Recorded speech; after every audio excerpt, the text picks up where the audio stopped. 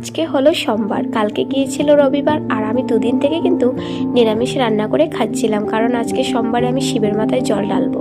তো অনেক সকাল সকাল ঘুম থেকে উঠে পড়েছি আর বাইরের সব কাজগুলো গুছিয়ে নিয়েছি, ঘরের ভিতরেরও সব কাজগুলো করে নিয়েছি। এবার বসে পড়লাম ঠাকুরের বাসনগুলো ধোয়ার জন্য। তো এবার সব বাসনগুলো ধুয়ে আমি ঘরে নিয়ে রেখে দিচ্ছি। এবার স্নানটা সেরে এসে আলতা পড়তে লেগে পড়লাম।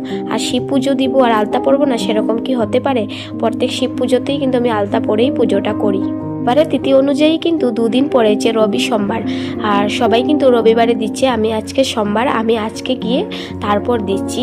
তো বর ডিউটি থেকে আসার সময় এই যে আমার জন্য সব ফল প্রসারী, দুধ, ঘি, মধু নিয়ে এসেছে, যাতে পুজোটা আমি সুন্দর করে করতে পারি।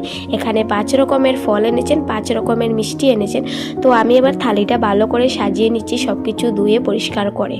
এখানে কিন্তু আমি থালিটা ভালো করে সাজিয়ে নিয়েছি। এখানে জল, ফুল, ঘি, মধু, কর্পূর, ঘিয়ের বাতি, সব কিছুই কিন্তু মিষ্টি, সব কিছু দুত্রা ফুলের গুঁটা। তো এবার সব কিছু হাতে নিয়ে কিন্তু আমি চলে যাচ্ছি শিবের মাথায় কিন্তু জল ঢালতে।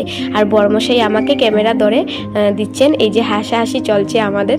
তো বরমশাইকে ঘরে রেখে এবার আমি মন্দিরে চলে আসলাম। আর এই পুজোটা কিন্তু আমার শ্বশুর বাড়িতে আমি বিয়ের প্রথম কিন্তু পুজোটা করছি, তাও আবার মন্দিরে এসে। তো বলা বাবাকে আমি দিয়ে দিয়েছি, এবার কিন্তু চলে যাব ঘরে। তো তাই আমি প্রণামও করে নিচ্ছি। বলা বাবার কাছে আমি চেয়েছি যে আমার মনের সম্পূর্ণ কামনাটা তুমি পূরণ করো, আর যাতে সবাই ভালো থাকে, সুস্থ থাকে, আমিও ভালো থাকি, আমার বড়, আমার ভাই বোন সবাই যাতে ভালো থাকে, সেটাই চেয়েছি। মন্দির থেকে এসে বরমশাইকে প্রণাম করে ওনার আশীর্বাদটা নিয়ে নিয়েছি। এবার রান্নাটা বসিয়ে নিচ্ছি, দুপুরবেলা খাওয়া দাওয়া